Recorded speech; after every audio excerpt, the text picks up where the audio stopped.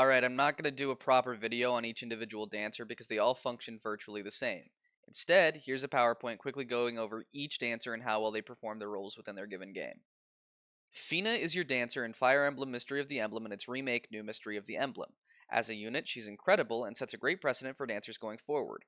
Her utility as a dancer refreshing your other units is almost matched by her explosive growths in both games, allowing her to be an unexpectedly competent combat unit, meaning she will always have something to do. Sylvia Ley and Ley are your dancers in Genealogy and the arguably weakest dancers in the series, despite being able to refresh all units in a 4-tile radius around them. This is due to the fact that most units will be able to move really far if mounted, and if they aren't, the other units will all outpace your dancers after a single dance. They can still do combat, but they're all rather awful at it, and likely won't be able to even scoop up decent experience in the arena, leaving them falling behind, with their best use generally being to refresh healers inside of your castle. Lara is easily the most interesting dancer in the entire series, as she actually starts as a rather lackluster thief who only promotes into a dancer after reaching Chapter 12 and speaking to Pern. She can technically promote into a thief fighter before this and promote back into this class after leveling up enough as a dancer, allowing her to gain a potential grand total of 75 levels. You probably won't want to do this since as a dancer, she is a competent and helpful part of your army that enables your staffers to use warp more often.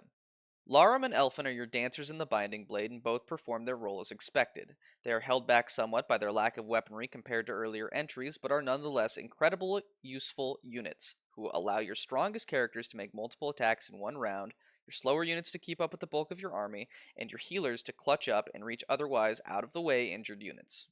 Ninian and Nils make up for their lack of weaponry with their rings, each possessing a special effect that grants a unit they use them on certain special effects for a turn in exchange for not refreshing them that turn.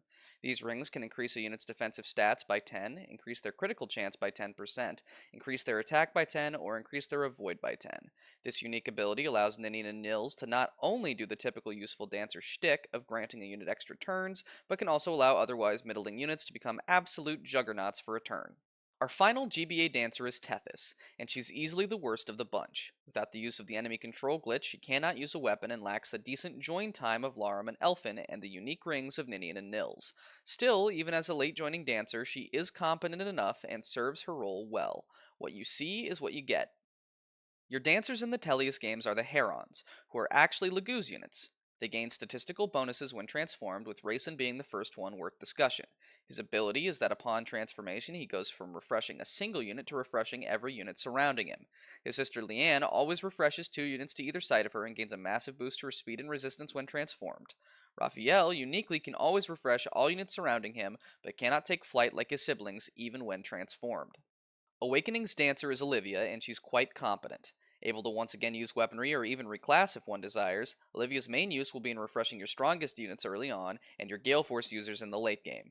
She can potentially deal decent damage in a pinch, but she is rather frail and her low damage output leaves this, at best, as a situational choice to make. Next is Azora from Fates, who is inarguably one of the best dancers in the entire franchise. While incredibly frail, she can actually hit decently hard after a few levels and has disgustingly high speed on average. This game also introduced the Witch as a DLC class, which allows Azora to do something no other unit in the series can do, being able to potentially teleport to another unit and refresh them. Don't rely on her to do combat due to her low HP and defense, but her ability to refresh other units is unmatched by anyone else before her. We'll be skipping over 3 houses as anyone can become a dancer, leaving us with our final unit of discussion, Seedal. Seedal is a great dancer on a player phase focused Fire Emblem game, which inherently makes him quite strong. With all of the emblem rings and various broken mechanics this game gives you to play around with, Seedal's dances become some of the most impactful dances we have ever seen in any game, and quite possibly the best we'll ever see. In conclusion, dances are really useful and even at their absolute worst can still offer something occasionally useful to your army. Thank you so much for watching. Please don't forget to like and subscribe and click the bell if you'd like to get notified when I post a new video. A special thank you to Patron 60 Sweep and Gorilla Danny for subscribing at the Paladin tier. I'd really appreciate if you checked out the links in the description if you can, but otherwise, have a great rest of your day.